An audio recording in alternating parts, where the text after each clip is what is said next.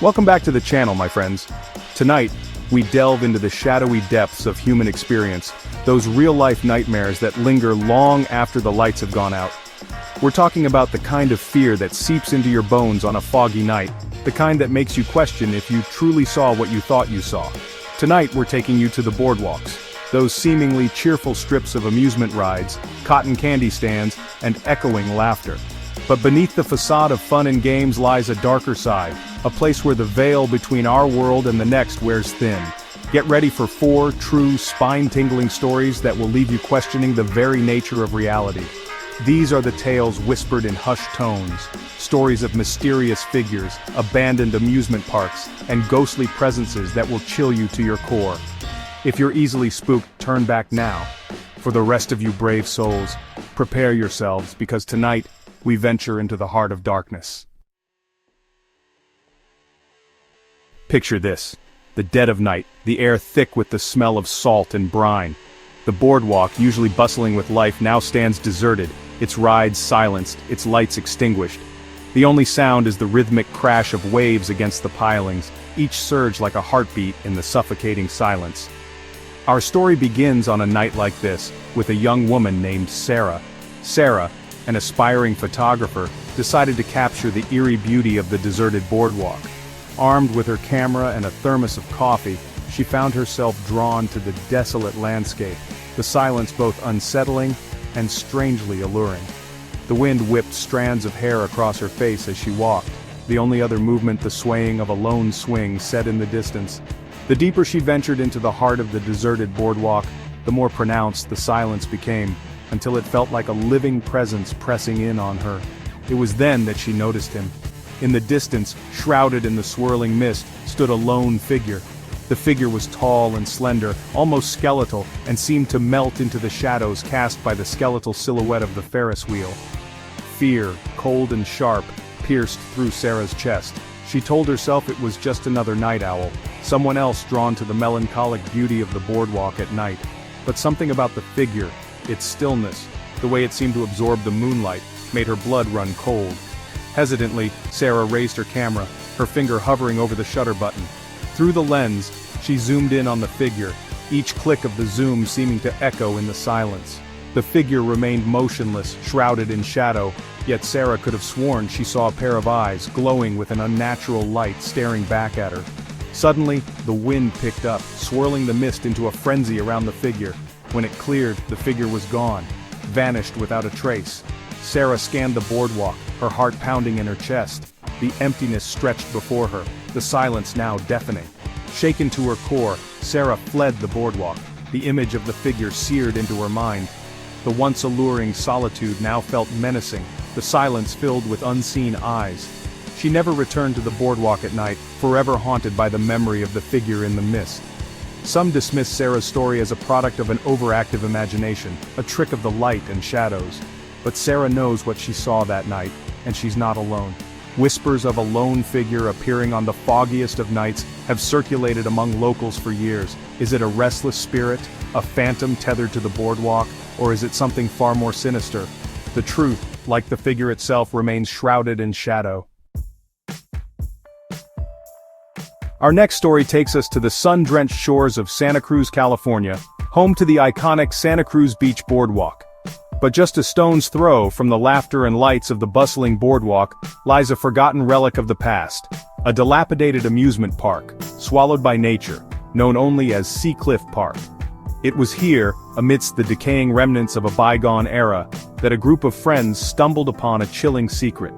The friends, drawn by local legends and a thirst for adventure, decided to explore the abandoned park one hot summer afternoon. As they stepped through a gap in the chain-link fence, a palpable sense of unease settled over them. The air hung heavy, thick with the smell of decay and the ghostly echoes of laughter long faded. Vines and creepers snaked around rusted Ferris wheels and roller coaster tracks, reclaiming the park as their own. The friends ventured deeper, their initial excitement giving way to a gnawing sense of dread. The silence was broken only by the crunching of leaves beneath their feet, and the occasional screech of a crow, each sound amplified in the stillness. They came across a dilapidated booth, its paint peeling, a faded sign above it reading, "Funhouse Mirrors." Curiosity piqued, they pushed open the creaking door. Inside, the air was thick with dust, the only light filtering through cracks in the boarded-up windows, casting long, eerie shadows. And then they saw them. The mirrors. But these were not the distorted funhouse mirrors one might expect. These mirrors were dark, almost opaque, their surfaces reflecting nothing but an abyss of blackness. As they stood there, a cold breeze swept through the room, stirring the dust and sending a chill down their spines. One of the friends, a young woman named Jessica, gasped and stumbled back from the mirrors. "Did you see that?" she whispered, her voice trembling. The others exchanged uneasy glances. "See what?" one of them asked. "In the mirror," Jessica breathed, her eyes wide with fear. "For a second I saw someone standing behind me, but when I turned around there was no one there." They tried to rationalize her experience, attributing it to the oppressive atmosphere or an overactive imagination. But as they continued their exploration, a sense of unease clung to them like a shroud. It was in the decaying shell of what was once the park's main attraction, a grand carousel, that they made their most unsettling discovery. Our next tale takes us to the windswept shores of the Outer Banks, North Carolina, a place steeped in maritime history and whispered tales of shipwrecks and restless spirits. It's here, on a weathered pier jutting out into the Atlantic, that a family vacation took a terrifying turn.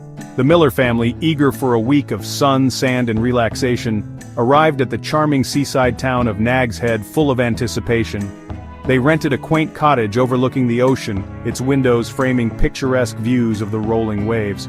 Their first few days were idyllic, filled with sandcastle building, seagull chasing, and the sweet taste of saltwater taffy. But as the sun began its descent on their third day, casting long shadows across the beach, a palpable shift occurred.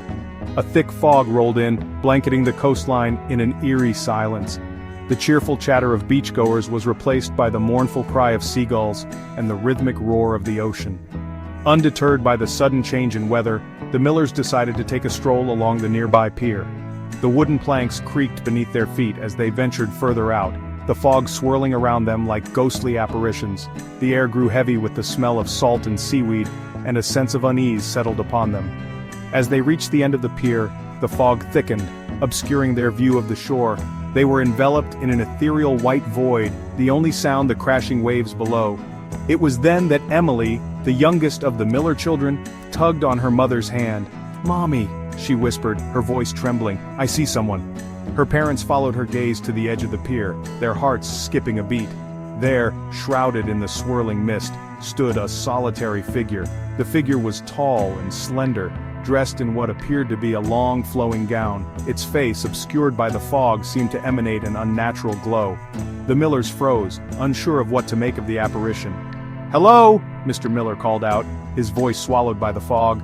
The figure remained motionless, its presence both alluring and unsettling. As quickly as it appeared, the figure dissolved into the mist, leaving the Millers standing alone on the deserted pier. Shaken but determined to enjoy the rest of their vacation, the Millers tried to dismiss the encounter as a figment of their imaginations. But as the week progressed, strange and unexplainable occurrences began to plague them. Objects moved on their own. Whispers seemed to emanate from the walls of their cottage, and Emily claimed to see fleeting glimpses of the figure in the fog. Their once idyllic vacation had transformed into a waking nightmare. By the week's end, the Millers were emotionally drained and desperate for answers. They sought out local historians and paranormal investigators, hoping to find a rational explanation for the unsettling events they had experienced. They learned that the pier had a tragic history, plagued by shipwrecks and tales of lost souls forever bound to the sea. Some believed that the figure in the fog was the restless spirit of a young woman who had lost her life in a storm, forever searching for her lost love. The Millers left the Outer Banks with more questions than answers, their once cherished vacation memories tainted by the unsettling events they had witnessed. To this day, they can't shake the feeling that they had stumbled upon something truly unexplainable, a chilling reminder that some secrets are best left buried beneath the waves. Our final story takes us to the neon-lit shores of Wildwood, New Jersey, where the nights pulse with the rhythm of amusement park rides and the shrieks of thrill-seekers. But beneath the veneer of excitement lies a darkness, a palpable chill that settles upon the boardwalk after the crowds have dispersed. This is the story of Mark, a young lifeguard working the graveyard shift at the water park. Mark, a college student looking for a summer job, had initially been excited about the prospect of working night shifts. The pay was good, the hours were flexible, and the solitude appealed to his introverted nature. His duties were simple: patrol the perimeter of the water park, ensuring no one snuck in after hours, and keep an eye on the equipment. The water park, usually teeming with life and laughter, took on an eerie quality at night. The towering water slides loomed like slumbering giants, their twists and turns barely visible in the moonlight. The air, thick with the smell of chlorine and damp concrete, hung heavy and still. The silence was broken only by the gentle lapping of water in the pools and the distant hum of the boardwalk's neon lights. As the nights wore on, a sense of unease began to creep into Mark's solitary vigils. He couldn't shake the feeling that he was being watched, his every move scrutinized by unseen eyes. He'd catch fleeting glimpses of movement in the shadows, hear the faintest of whispers carried on the wind, but whenever he investigated he found nothing. One particularly humid night, as Mark made his rounds, he noticed something peculiar. The water in the wave pool, usually calm and still at this hour, was rippling gently, as if disturbed by something moving beneath the surface. He approached the edge of the pool, his flashlight beam cutting through the darkness. "Hello?" he called out, his voice echoing off the tiled walls. There was no response, but the rippling continued. Suddenly, a rogue wave surged from the center of the pool, crashing against the sides with a force that sent chills down Mark's spine. He stumbled back, his heart pounding in his chest. As quickly as it had started, the disturbance ceased. The water settled, once again still and reflective. Mark couldn't shake the feeling that something was amiss. He scanned the perimeter of the pool, his flashlight beam dancing across the empty lounge chairs, the deserted water slides, the closed concession stands. That's when he saw it. At the far end of the pool, near the lifeguard stand, a figure materialized from the shadows. It was the silhouette of a young woman, her long hair cascading down her back, her white dress billowing around her legs. She stood motionless, her back to Mark, her gaze seemingly fixed on the rippling water. Mark's breath caught in his throat. He fumbled for his radio, his fingers trembling as he tried to recall the emergency protocol. "Hello?" he called out again, his voice barely a whisper. The figure didn't respond.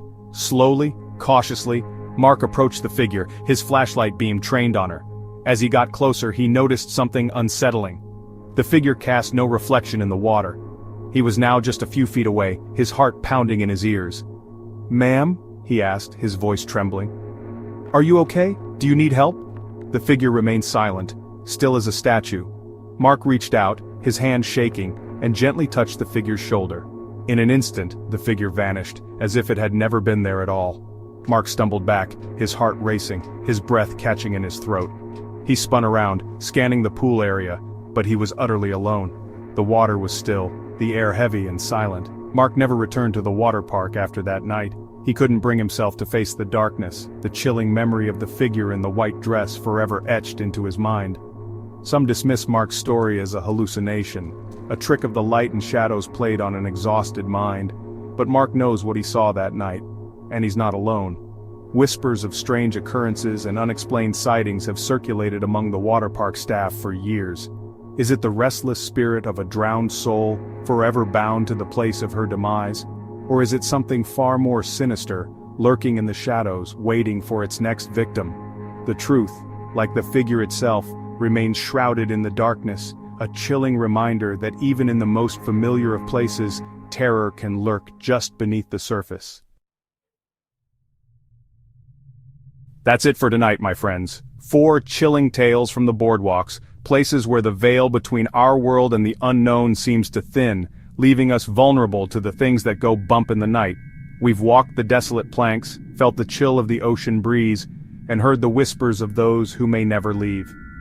If you found yourselves holding your breath, peering over your shoulder, or double-checking your locks, well, you're not alone. These stories remind us that even in the most familiar of places, darkness can lurk. So the next time you find yourselves strolling along a boardwalk, remember these tales. And if you see something out of the corner of your eye, something that sends a shiver down your spine, don't hesitate to turn and run. Because on the boardwalks, after the sun sets and the crowds disperse, the nightmares come out to play.